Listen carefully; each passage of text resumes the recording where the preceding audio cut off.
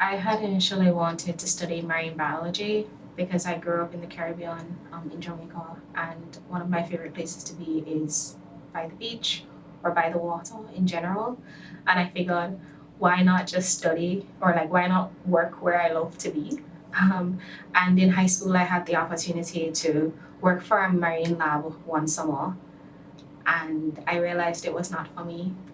There just wasn't enough interaction with people, and I felt like the work that I was doing, while important, the impact would be not as immediate or not or more down the line than I wanted from a career.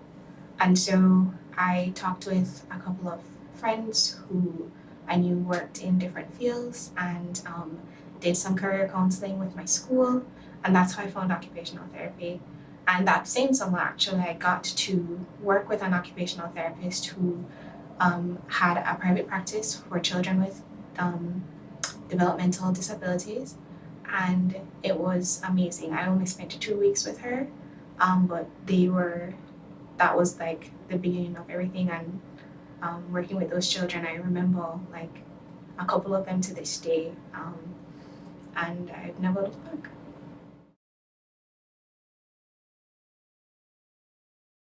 So during my interview, I had this sense of familiarity with the two faculty members who interviewed me.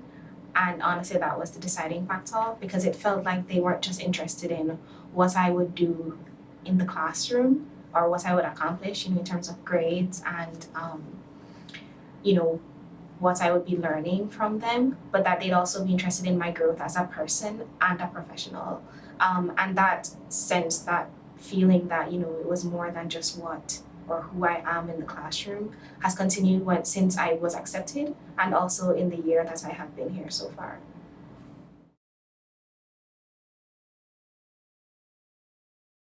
So, diversity in occupational therapy to me looks like people of different races, ethnicities, cultural backgrounds, nationalities, ability levels, and every other identity possible being reflected in both the persons who are practitioners and also in the clients.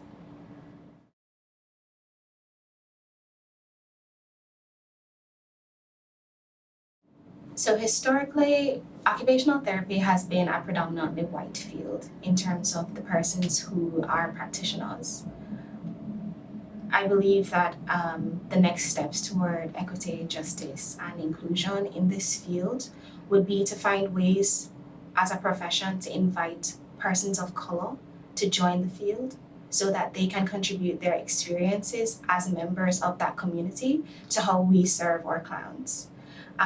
Another step would be to not only to rely on a particular um, group of people or a particular member from a community, in terms of, to share that experience or to share that insight or that knowledge, because experiences are nuanced. My experience as a Black woman from Jamaica is different than someone who identifies as Muslim from Ethiopia. It's different from an Indian woman who grew up in, South India, and it's different from my sister who grew up in the very same community as me. So again, just to remember that experiences are nuanced, and to invite as many people as we possibly can so that we can gain from those perspectives, and broaden how, we our understanding and our knowledge and our experience so that we can grow as professions, as a profession and as professionals.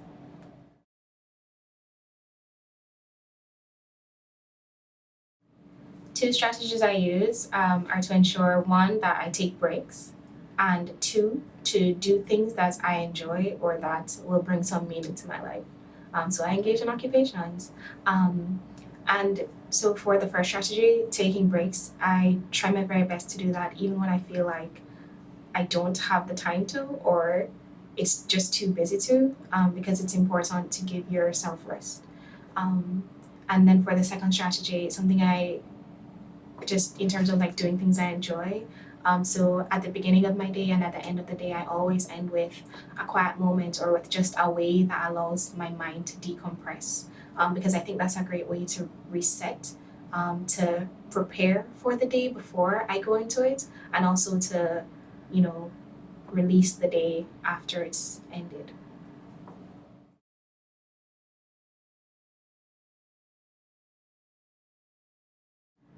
I think it's important to find people who are ahead of you on the journey.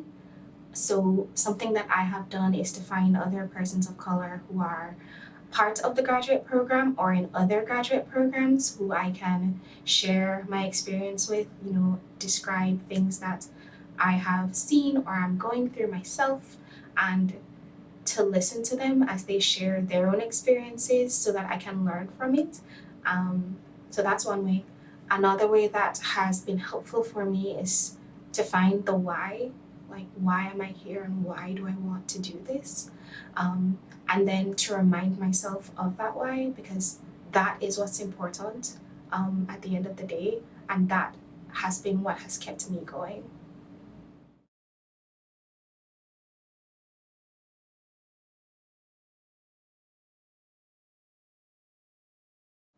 Something I've noticed in our curriculum is that there has been a move toward emphasizing cultural humility, which is recognizing that there's always more to learn about different cultures and perspectives, rather than cultural competence, which is this push to understand or to know everything that you think there is to know about a different culture.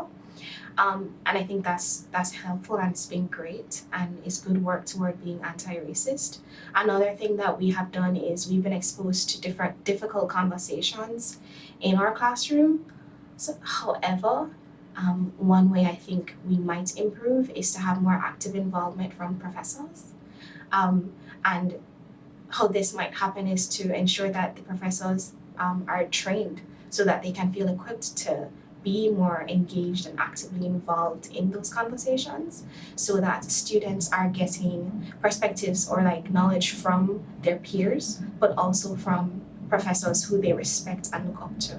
The department has also demonstrated that they're interested in hearing from students in terms of how they might be more anti-racist and to improve the issues that we have identified.